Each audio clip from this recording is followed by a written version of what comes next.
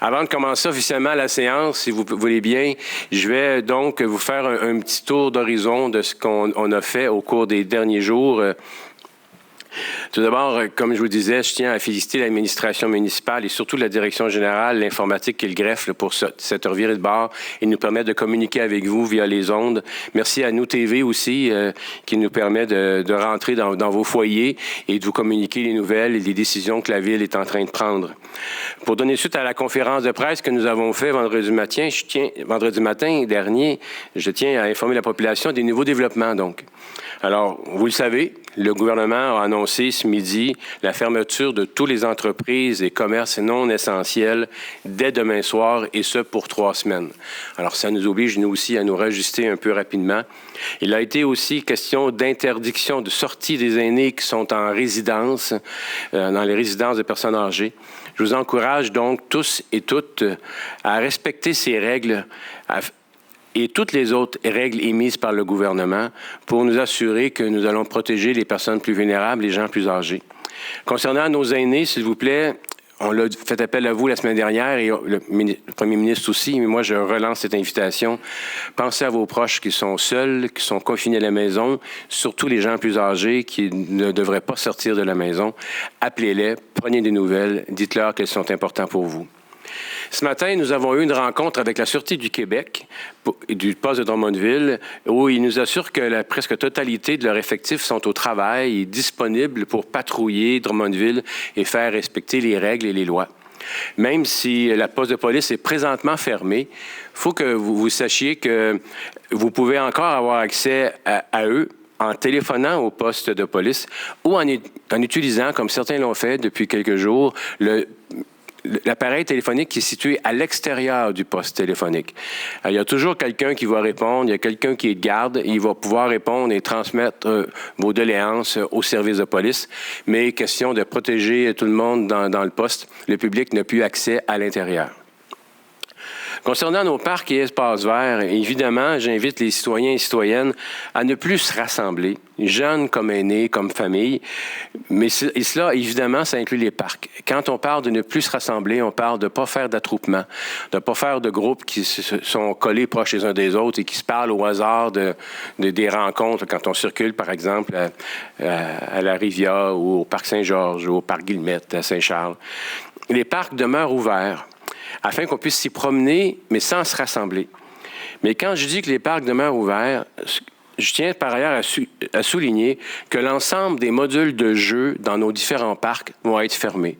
À compter de demain, on a près de 140 parcs. Vous comprenez que ça peut peut-être prendre plus qu'une journée, mais les services des travaux publics vont aller poser des bandes rouges, des bandes oranges autour des modules de jeu pour rappeler à tout le monde que ce n'est pas une bonne idée de se servir des modules de jeu puisqu'on n'a pas les ressources humaines nécessaires pour nous assurer qu'ils sont désinfectés à un rythme régulier et qui pourrait être sécuritaire de les utiliser. Alors, vous comprenez que ce qu'on veut, c'est permettre aux gens de prendre l'air, de pouvoir circuler dans les parcs, mais ce ne serait pas une bonne idée d'utiliser les jeux. Il n'est même pas impossible que certaines balançoires soient enlevées, par exemple, mais s'il vous plaît, le ruban rouge ou le ruban jaune sera le rappel qu'on n'utilise pas les modules de jeu dans les différents parcs, s'il vous plaît.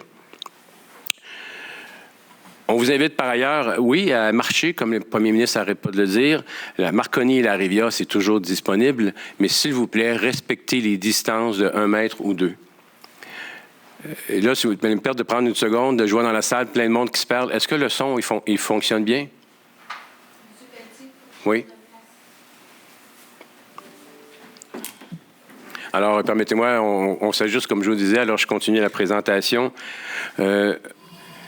Concernant le retour des livres à la bibliothèque, je vous rappelle qu'on a annoncé la semaine dernière qu'il n'y aura plus de frais de retard et que vous n'avez rien à craindre de les garder à la maison et ça va même aider les services de la bibliothèque à faire son travail si vous les gardez chez vous un bout de temps.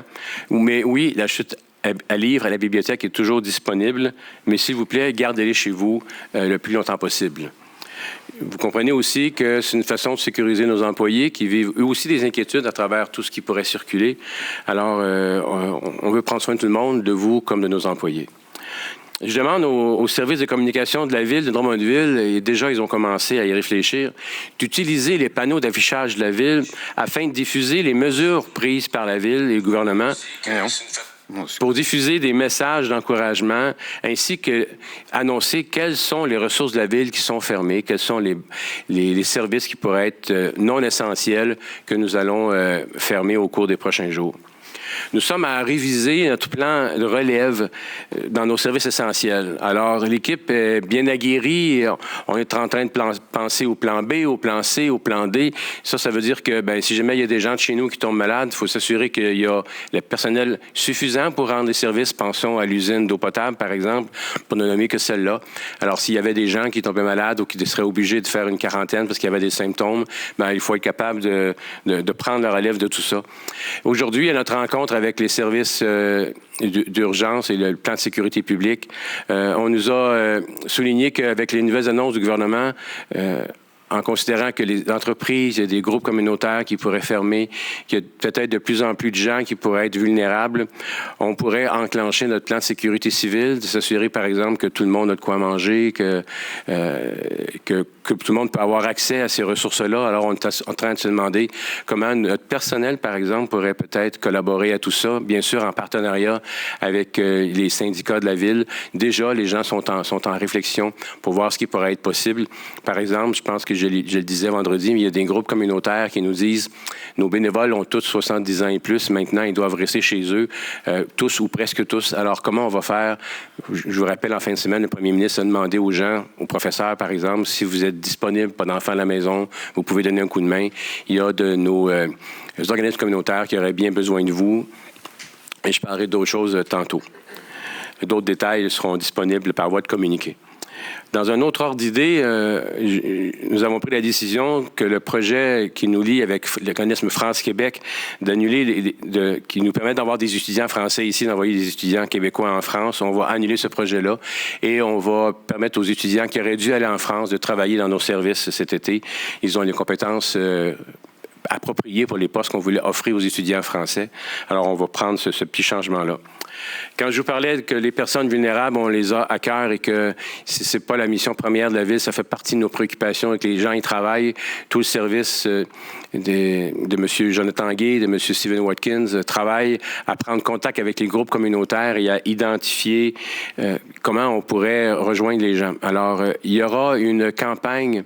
On demande aux groupes communautaires, aux groupes de personnes âgées, je pense à l'âge d'or, je pense à la FADOC, qui ont des listes de membres, qui ont une liste de clientèle, de s'il vous plaît prendre le temps de communiquer avec eux. Si vous avez assez bénévoles pour le faire, prenez le temps de communiquer avec votre clientèle, avec vos listes de membres, les groupes sociaux qui en ont, les groupes communautaires, les groupes de loisirs qui ont des listes de membres. Communiquez avec eux pour être certain que les gens plus vulnérables, surtout les 70 ans et plus, vous prenez note de leurs besoins, de leurs craintes et de nous les faire remonter. Il y a une lettre qui va partir demain, si elle n'est pas déjà partie, qui fait cette demande-là, qui adresse cette demande-là à tous les groupes communautaires de Drummondville. Et on n'arrêtera jamais assez de le dire. Pensez à ceux qui, autour de vous, sont peut-être plus vulnérables. Dans cet ordre d'idées-là, ce soir, un des premiers points conseil municipal, ce sera l'octroi d'une somme de 10 000 à Centraide dans un fonds d'urgence qu'ils sont en train de constituer. Ça constitue pour nous un premier geste concret. Il y en aura d'autres qui vont suivre. Comme je vous dis, on pense à nos employés, comment on pourrait les mettre à contribution. On est en train de regarder plein d'autres choses parce qu'on ne veut pas oublier notre monde qui serait dans le besoin. C'est extrêmement important qu'on se serre les coudes et bien souvent, les personnes les plus vulnérables n'ont pas un très grand réseau social. C'est pour ça qu'on vous demande de faire cet effort-là, si vous voulez bien, si vous avez les ressources pour le faire. Les groupes communautaires, c'est un pilier de notre société. C'est en quelque sorte aussi une forme de service essentiel, alors vous pouvez peut-être y collaborer. On doit tous travailler très fort et je le dis encore, je ne cesserai pas de le dire tout le long de cette pandémie-là, comment nos employés sont dédiés, comment ils cherchent à demeurer une organisation agile, capable de relever les défis. La situation change au jour le jour, même des fois à la demi-journée, et on est toujours en train de s'ajuster. On remercie aussi les syndicats, les groupes d'employés qui collaborent à maintenir cette agilité bien vivante au sein de l'organisation municipale, et c'est extrêmement précieux. Alors, ça fait le tour des premiers. J'ai oublié, il y a un point je vais annoncer aussi, qu'on va annoncer tantôt dans le cadre de l'atelier, la question du transport en commun. Alors, en fait, c'est peut-être pas l'atelier, bien y penser, mais c'est une décision qu'on a prise tantôt. Le transport en commun, on veut le maintenir comme un service essentiel. Alors, les heures seront coupées. Sur semaine, on parle peut-être d'un 40 heures sur semaine. Il y aurait encore la fin de semaine d'ouverte, quelques heures par jour. Et dorénavant, là, très bientôt, il sera gratuit. Alors, parce que les questions, vous le comprenez, c'est on ne veut pas manipuler d'argent, on veut protéger aussi les chauffeurs d'autobus. Alors, ce sera gratuit à compter de cette semaine. Et là aussi, demain, il y aura un communiqué plus précis là, qui va être émis pour expliquer comment ça va se dérouler, quelles seront les heures et quelles seront les heures aussi du week-end. Merci à notre sous-traitant de se prêter à cet exercice, de garder le transport en commun comme un service essentiel, important. Par ailleurs, si on fait ça, je vous le dis, c'est parce que déjà, on a constaté la semaine dernière qu'après 7 heures le soir, il n'y avait pratiquement personne dans les autobus. Alors, ils continueront d'être décontaminés. On a des gens qui étaient aux travaux publics, au service, des arénas, puisque les arénas sont fermés, qui font partie de ces équipes de décontamination, de stérilisation des lieux. Ils font à l'hôtel de ville, ils font ailleurs, ils font aussi des bibliothèques. Alors, merci à tous ces gens-là qui acceptent d'être chamboulés dans leur routine et de prendre de nouvelles responsabilités au service de la population. Nous TV, fiers de faire rayonner notre communauté.